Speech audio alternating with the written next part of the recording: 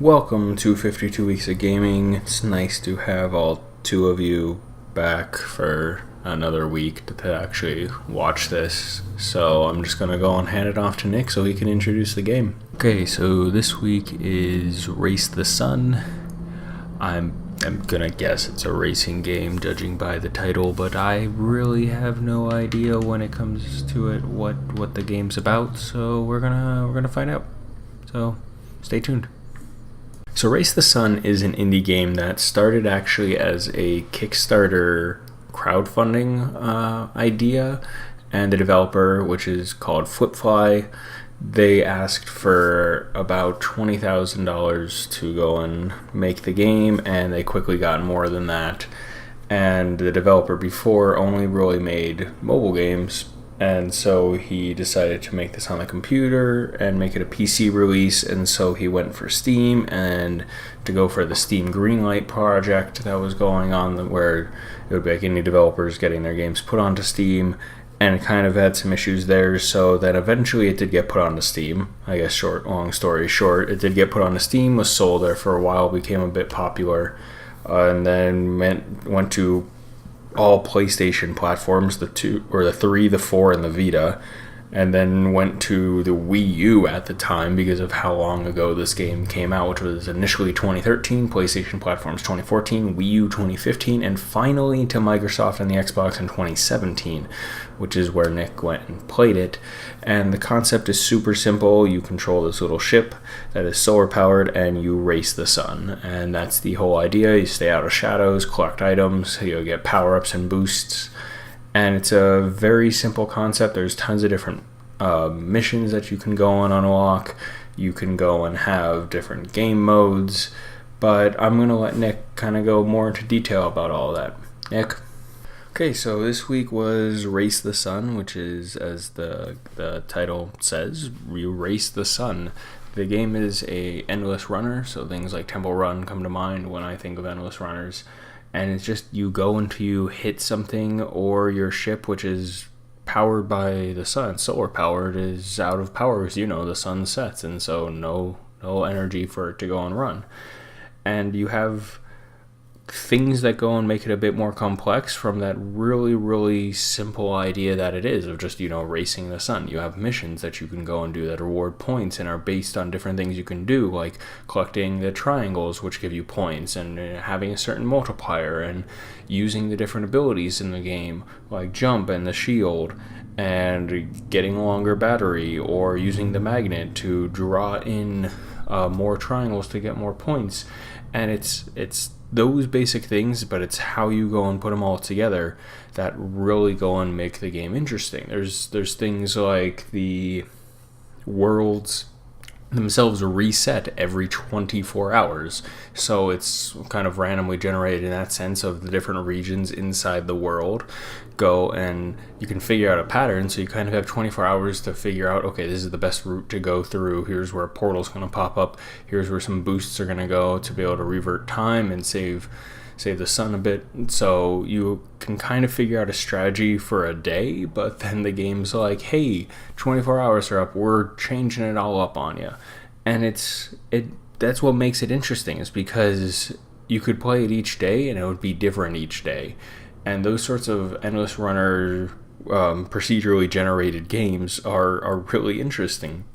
Like you can do so much with it for a very simple concept, and I think that's what really kept drawing me back into the game, is because it's super simple of just trying to go and get to the end, but the missions and unlocking power-ups and those sorts of things are really what go and bring you back into the game and wanting to go and get a better score, or reach a different region, or explore the regions themselves a little bit more by saying, like, okay, I'm going to go further this direction than this direction, and maybe taking one of the portals that goes into the portal world, which changes.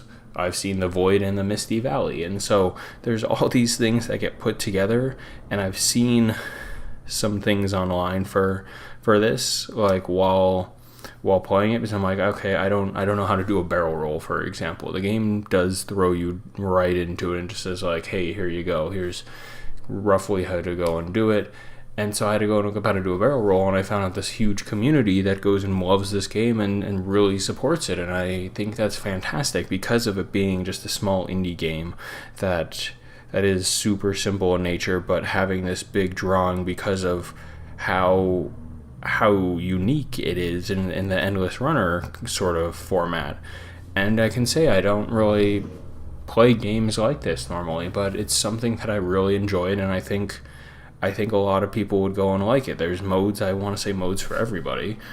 I play the Raise the Sun for the most part, but they also, once you get to a certain level from completing the missions, you get the Apocalypse mode, which is pure death, and it's just going through the world, but you're constantly getting faster, and the regions are a lot more difficult and chaotic, and it's just madness, and that makes sense there. And then you have the Labyrinth mode, which is the final mode you go and unlock, and it's a lot slower because it's more of a top-down from this like 2-second person sort of view where you're behind the ship. But it's, or third person I guess would be the correct one for that, where this is more top-down. But the problem with the Labyrinth is that you can be like, yeah, I'm going to go and take this path, but you don't know until you're on the path if that path has a wall at the end or if you're through to the next section. And it is actually a finite level for the Labyrinth, but again, it's having to go and play through and being like, okay, I gotta go left, right, left, left, left, right, left, and then remember that, and hopefully it doesn't go and change before you go and get to the end, because then you're kind of screwed and have to relearn the whole thing. And that's what makes it interesting, and that's what makes it a fun game. And I just love it for that whole basic concept that the game is. So as it seems, you really like the game. So who I'm pretty sure you already said this, but who would want to go and play the game? As I said, I think anyone should play this game. I think people who like simple games, who support indie developers, who like the sort of collectibles sort of thing and missions and little rewards, I think it's for everyone because it's not overly complicated, but you can make it a bit overcomplicated. And you can even go and make it into a competition against friends of going and seeing who has the higher point score, who can get a higher multiplier, who can go and do certain things, like who can get further. You can make it how you want there, and even on the computer where it first came out with the Steam, you can go and have different levels being made in the Steam Workshop, and so there's tons of stuff there and more levels to go and play and complete. And again, as I said, this whole community, so it's really for everyone. Now my favorite question, do you think you're going to go and keep playing the game after all of this is done? Yeah, I think I'll play it from time to time. I mean, there's still achievements that I have to go and get. I got to level 25, which is what unlocked the Labyrinth, which is the highest level, but there's things for going and hitting clouds, which you have to get a lot of jumps to go and hit the clouds, and you have to hit a certain number of clouds in a run, and getting to 10 million points in a single run. And to go and put that in perspective, the highest that I've gotten is about 2 million, and that was almost by pure luck. I can't even talk. So it's something that as I said, it's simple, so I definitely will go play more of it. And I think everyone should go and play it as well.